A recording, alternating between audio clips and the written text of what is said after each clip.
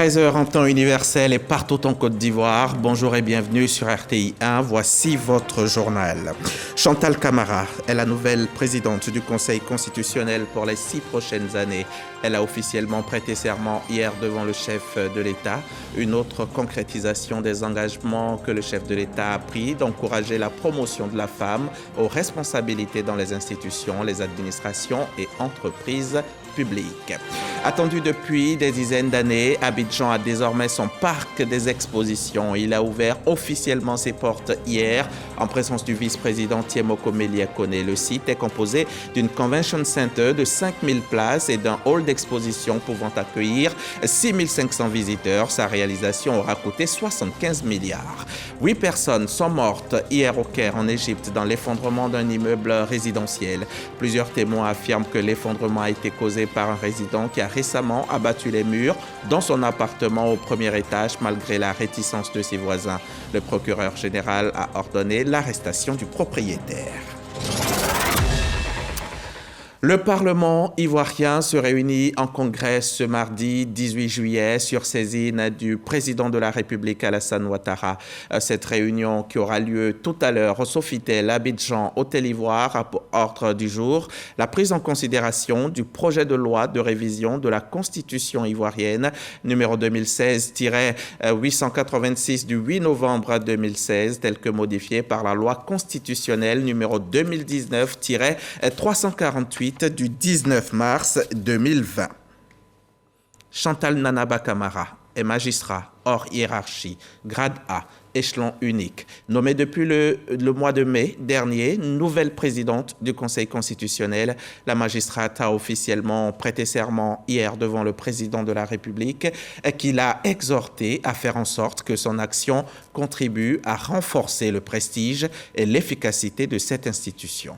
Jérôme Kofi Abola. Présidence de la République de Côte d'Ivoire. Salle des pas perdus ce lundi 17 juillet 2023. L'ambiance y est solennelle pour un événement tout aussi solennel. La prestation de serment de la présidente du Conseil constitutionnel. L'événement est présidé par le président de la République, Alassane Ouattara. C'est à la suite de la lecture du décret la nommant que l'intéressé se livre à l'exercice. En application des dispositions combinées des articles 129 de la Constitution, 4 et 52 de la loi organique déterminant l'organisation et le fonctionnement du Conseil constitutionnel, nous allons recevoir ce jour, lundi 17 juillet 2023, le serment de Madame Chantal Nanaba Camara, nommée par décret numéro 2023-403 du 9 mai 2023 en qualité de présidente du Conseil constitutionnel. Les dispositions des articles 129 de la Constitution et 4 et 52 de la loi organique relative au Conseil constitutionnel imposent à la personnalité nommée président de cette institution de prêter devant le président de la République le serment préalable à son entrée en fonction. Je m'engage à fidèlement remplir ma fonction, à l'exercer en toute indépendance et en toute impartialité, dans le respect de la Constitution, à garder le secret des délibérations et des votes, même après la cessation de mes fonctions, à ne prendre aucune position publique dans les domaines juridiques, politiques, économiques ou sociaux, à ne donner aucune consultation à titre privé sur les questions relevant de la compétence du Conseil constitutionnel. L'acte de l'audience de prestation de serment donné, le président de la République, Alassane Ouattara, dit savoir compter sur le bon sens de la présidente du Conseil constitutionnel pour l'accomplissement de sa mission. Madame la présidente du Conseil constitutionnel, votre accession à cette haute fonction de l'État est plus que méritée au regard de votre parcours professionnel de près de 45 ans dans la magistrature, mais également parce que vous incarnez un serviteur engagé et dévoué de l'État.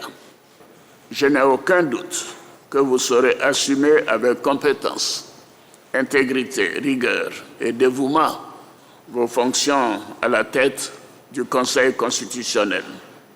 Je vous exhorte à faire en sorte que votre action contribue à renforcer le prestige et l'efficacité de cette institution, dont le rôle majeur dans la régulation des pouvoirs publics, la consolidation de l'état de droit et de la démocratie dans notre pays n'est plus à démontrer.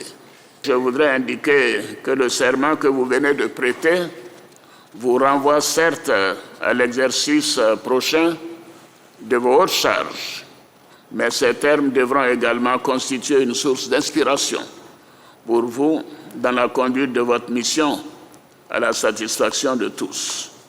Je compte sur votre abnégation, votre rigueur, votre impartialité dans l'accomplissement de votre exaltante mission au service des Ivoiriens, en ayant pour boussole notre loi fondamentale.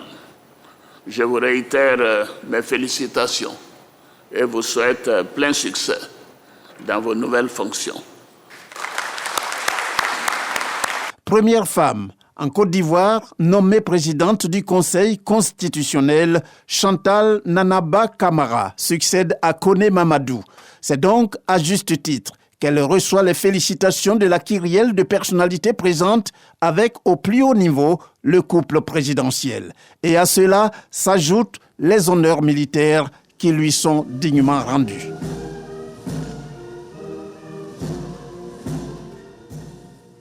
Un reportage de Jérôme Kofi Aboula et Jérôme Begré. On quitte le palais de la présidence de la République, direction Port-Bouët, non loin de l'aéroport Félix Houphouët-Boigny. Le vice-président de la République y a procédé à l'inauguration du parc des expositions d'Abidjan, un projet qui voit enfin le jour alors que le président Houphouët-Boigny lui-même en a rêvé.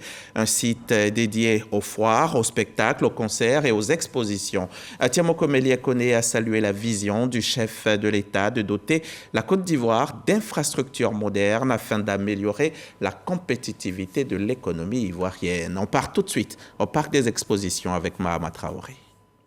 Sur la route de l'aéroport, son architecture ne laisse aucun passant indifférent, surtout ce dôme surnommé la robe bleue par ses concepteurs. Rêvé il y a 40 ans par Félix Houphouët-Boigny, le parc des expositions d'Abidjan voit enfin le jour sous le président Alassane Ouattara après 3 années de travaux. Ce lundi 17 juillet, le vice-président de la République, Tiemoko Melie-Koné, le met en service en présence du Premier ministre Patrick Achi, des présidents d'institutions et plusieurs membres du gouvernement. Abidjan peut désormais se vanter d'avoir le plus grand parc d'exposition d'Afrique de l'Ouest, singulièrement Port-Bouët, sa commune d'accueil. Cet édifice d'une belle facture architecturale va davantage concentrer l'attention des pouvoirs publics, des exposants et des promoteurs événementiels sur notre commune, au regard de l'importance des activités qui vont s'y organiser régulièrement et de leur adéquation avec le cadre qui va désormais les accueillir. Bâti sur un site de 30 hectares, le parc des expositions d'Abidjan est composé de 2 ouvrages majeurs. Une convention center d'une superficie de 9000 m², haut de 35 mètres, accueillant 5000 places assises et 10 000 places debout. L'autre ouvrage est un hall d'exposition de 7200 m², prêt à recevoir jusqu'à 6500 visiteurs. Dans son ensemble, l'édifice est destiné à abriter les foires, expositions, spectacles, concerts et autres événementiels. Coût de l'investissement, 75 milliards de francs CFA.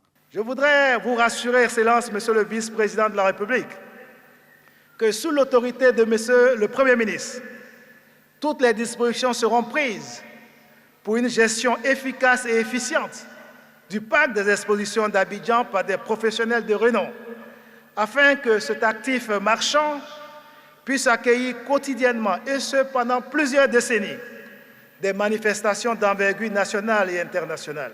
La réalisation du parc des expositions d'Abidjan fait partie des projets majeurs du Plan national de développement 2021-2025 en son volet transformation structurelle de l'économie. Pour le vice-président de la République, cet édifice va favoriser l'intégration économique sous-régionale. Toutes ces réalisations permettent de consolider le positionnement de la Côte d'Ivoire comme moteur de l'économie sous-régionale elles constituent des atouts indéniables pour notre économie en vue de tirer le plus grand bénéfice de l'intégration économique sous-régionale et continentale. Dans ce sens, l'avènement de la zone de libre-échange continentale africaine est une opportunité à saisir pour renforcer nos échanges intra-africains en assurant une exportation accrue de nos produits manufacturés. Son exploitation devrait générer plusieurs emplois directs et indirects dans les secteurs de l'agriculture, du commerce, de l'hôtellerie, du tourisme et des services. De plus, la proximité du site de l'aéroport international Félix Houphouët-Boigny lui offre une ouverture sur le monde qui facilitera son utilisation pour les événements internationaux. Le spectacle est ouvert. L'humoriste Joël et l'artiste Baïs Pinto sont les premiers à jouer sur la scène de la Convention Center d'Abidjan. Réservation est déjà faite sur ce site pour le prochain salon de l'agriculture et des ressources animales d'Abidjan Sara, le forum Made in Côte d'Ivoire FOMSI et le marché ivoirien de l'artisanat MIVA. Un reportage signé Mahama Traoré, Ambroise Asseman et Adama Sangaré. La 18e conférence de l'UPC se tiendra à Abidjan sur les bords de la lagune Ébrié. Ce sera en janvier prochain. L'UPC, c'est l'union parlementaire des membres de l'Organisation de la coopération islamique. Le comité exécutif de l'institution parlementaire internationale s'est réuni ici à Abidjan, à l'Assemblée nationale au plateau, sous la présidence d'Adama Bictogo, pour évoquer l'organisation de la 18e conférence de l'UPC. Moussa Konaté pour les détails. 49e réunion du comité exécutif de l'UPC, union parlementaire des États membres de l'Organisation de la coopération islamique. Plusieurs délégations de l'institution parlementaire internationale présentes à Abidjan pour des travaux. Le président de l'Assemblée nationale, Adama Bictogo, situe les enjeux de la rencontre. Cette rencontre du comité exécutif de notre union nous donne une fois de plus l'occasion de réfléchir sur la manière dont nous devons adresser les défis auxquels l'UPCI est confronté. Nos travaux aborderont des aspects importants de la vie de notre union, notamment la tenue en Côte d'Ivoire de la prochaine conférence de l'UPCI en 2024. Ce sera la 18e conférence, mais la toute première que notre pays aura l'honneur d'abriter. Par conséquent, les décisions qui seront arrêtées au terme de ces 2 jours sont très attendues. Pour rappel, la 48e réunion du comité exécutif de l'UPC et la 17e conférence se sont tenues en Algérie en janvier dernier. Je vous emmène à présent à Yamoussoukro, au centre de la Côte d'Ivoire, où vient de se tenir le séminaire de formation des préfets de région et de département des zones du Nord sur la police de proximité. Le ministre de l'Intérieur et de la Sécurité était présent à ce séminaire qui avait pour objectif de renouveler la confiance entre la police et la population grâce au concours, bien entendu, du corps préfectoral. Kader Sogodogo pour les précisions. Le corps préfectoral des zones frontalières ivoiriennes face à son premier responsable, le ministre Vagondo Diomandé. Police de proximité et gouvernance sécuritaire. C'est autour de ce thème que ces acteurs sont en séminaire. La sécurité est un droit fondamental auquel chacun de nous aspire.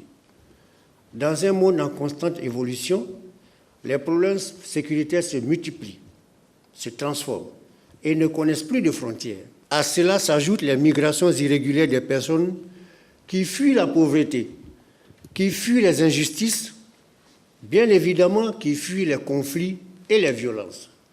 Dans la perspective de trouver en Côte d'Ivoire la paix et la sécurité, socle de tout épanouissement économique et social, que nos dirigeants ont compris qu'il faut installer de façon pérenne, avec tous les moyens qu'il faut. Cette activité bénéficie du soutien des États-Unis par le biais de l'USAID. L'ambassadeur des USA marque le soutien de son pays pour la paix et la stabilité en Côte d'Ivoire. Les préfets, vous et les forces de sécurité doivent continuer à gagner les cœurs et les esprits des populations afin d'établir une stabilité à long terme et pour freiner la propagation de l'extrémisme violent et du terrorisme, ciblant les États côtiers de l'Afrique de l'Ouest. Le terrorisme ciblant nous tous. L'État mettra tout en œuvre pour la sécurité des populations. Notre pays est en paix. Et cette paix doit être préservée.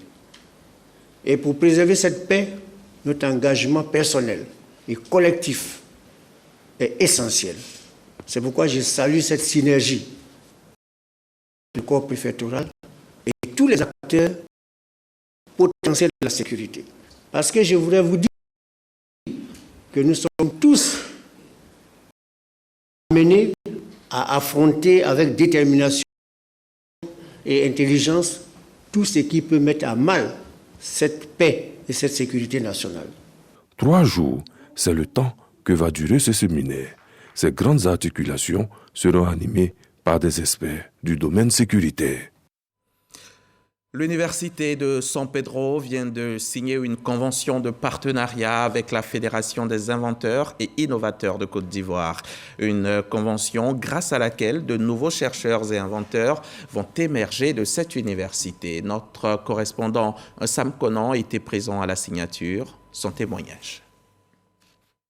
Bientôt sortiront de l'Université de San Pedro des chercheurs, inventeurs et innovateurs.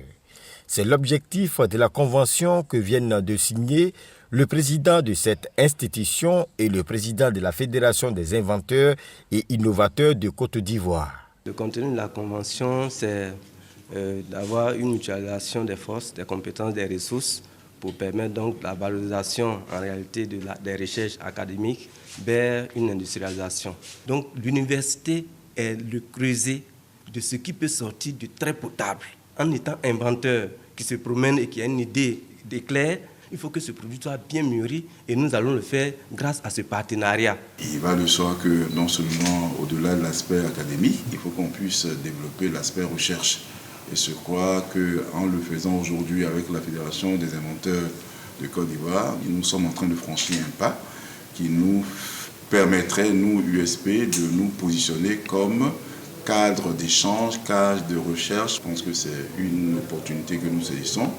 L'Université de San Pedro a déjà signé d'autres conventions avec des structures de recherche, des grandes écoles et des universités au plan national et international. Les lauréats de la 26e édition du prix Félix Houphouët-Boigny pour la recherche de l'excellence sont connus.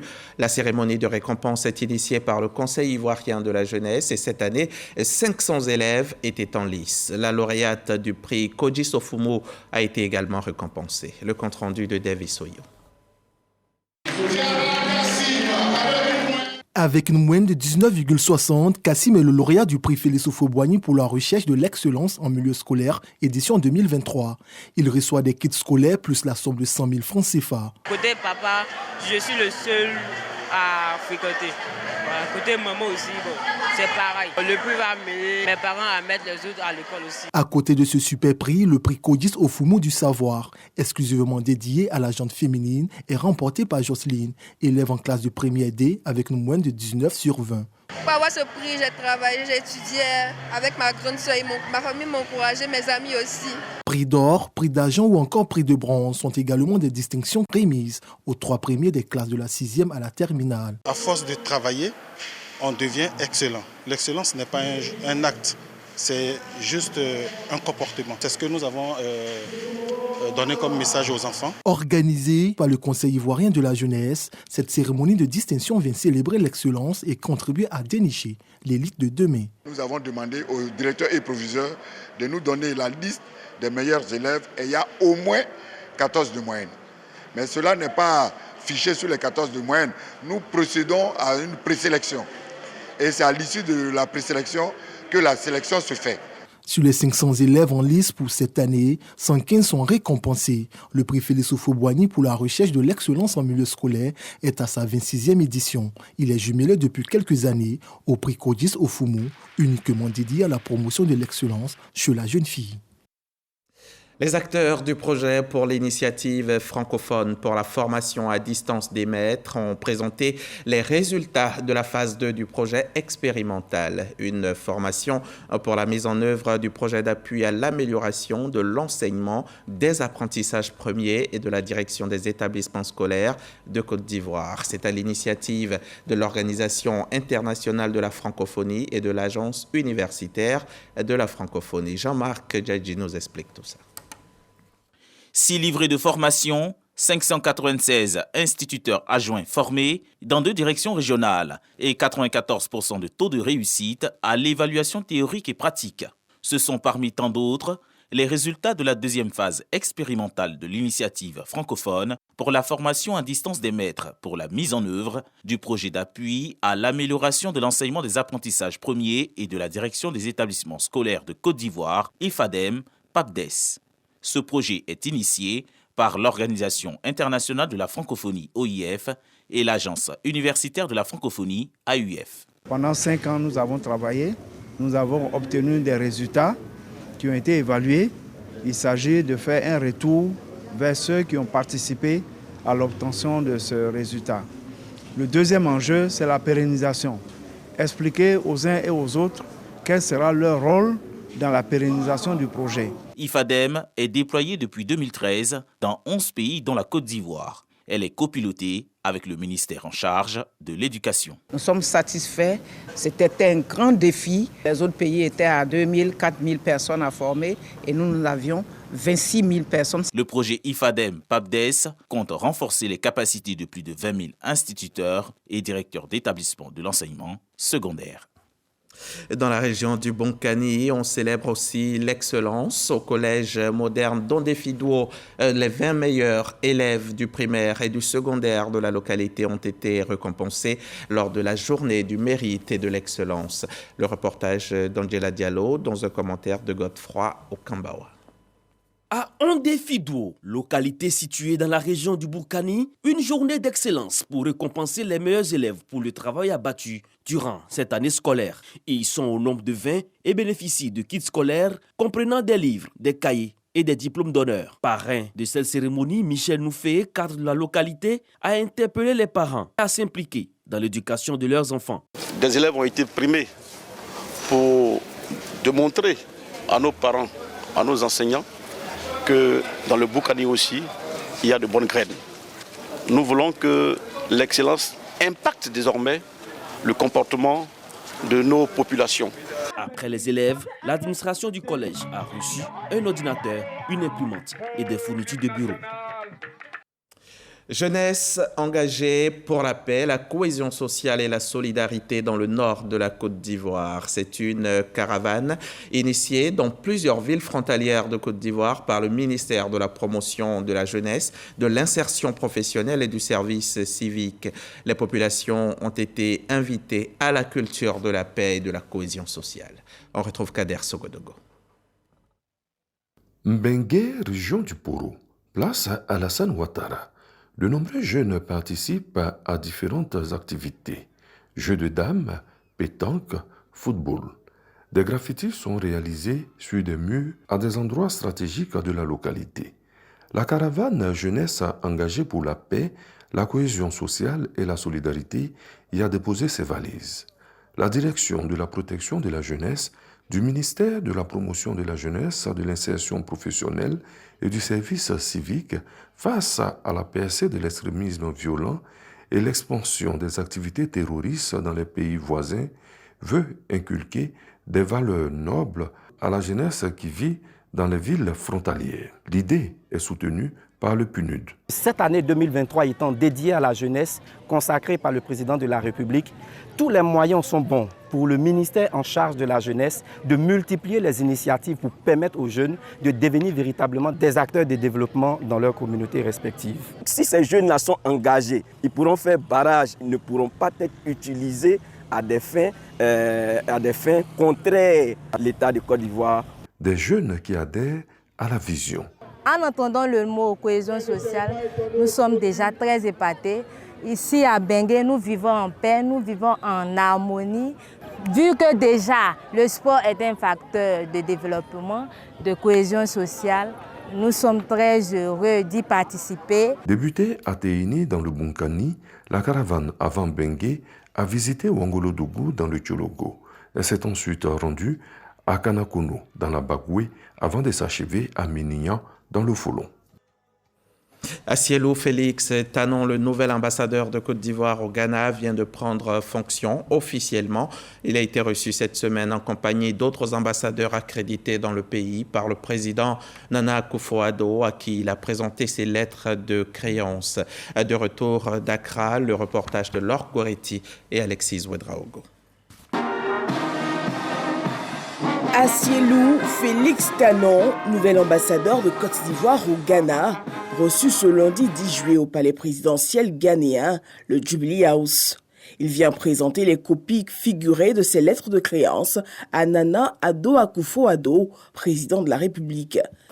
Excellence, je voudrais saluer votre leadership, votre Excellence et son Excellence M. Alassane Ouattara pour la mise en place de l'accord de partenariat stratégique qui a abouti à la création de l'initiative Cacao Côte d'Ivoire-Ghana.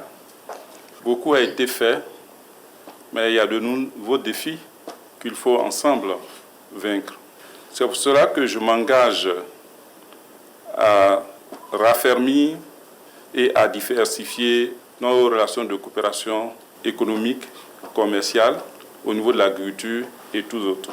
Notons qu'à cette occasion, les ambassadeurs de la Turquie, de l'Éthiopie, du Mali, de l'Arabie Saoudite et de la Colombie accrédités au Ghana ont aussi présenté leurs lettres de créance. Le Ghana et la Côte d'Ivoire, il faut le souligner, entretiennent une très longue relation d'amitié et de travail.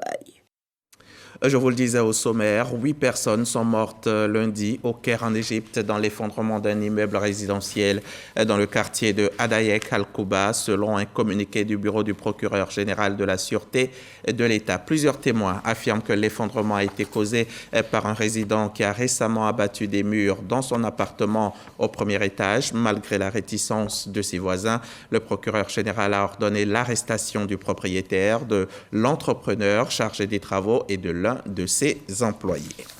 L'accord a expiré hier lundi, la Russie ayant décidé de suspendre jusqu'à nouvel ordre sa participation à l'accord sur l'exportation de céréales ukrainiennes. Depuis un an, cet accord permettait le départ depuis les ports ukrainiens de bateaux chargés de blé, de maïs ou encore d'orge et de tournesol, de quoi faire baisser un peu les tensions sur les marchés mondiaux de céréales. La suspension de l'accord fait donc craindre une nouvelle hausse des prix et de l'insécurité alimentaire à moyen terme. Dans l'immédiat, elle a aussi une conséquence concrète, plus inattendue, dans la région d'Odessa, grand port du sud de l'Ukraine, mais aussi sur les pays d'Afrique et du Moyen-Orient.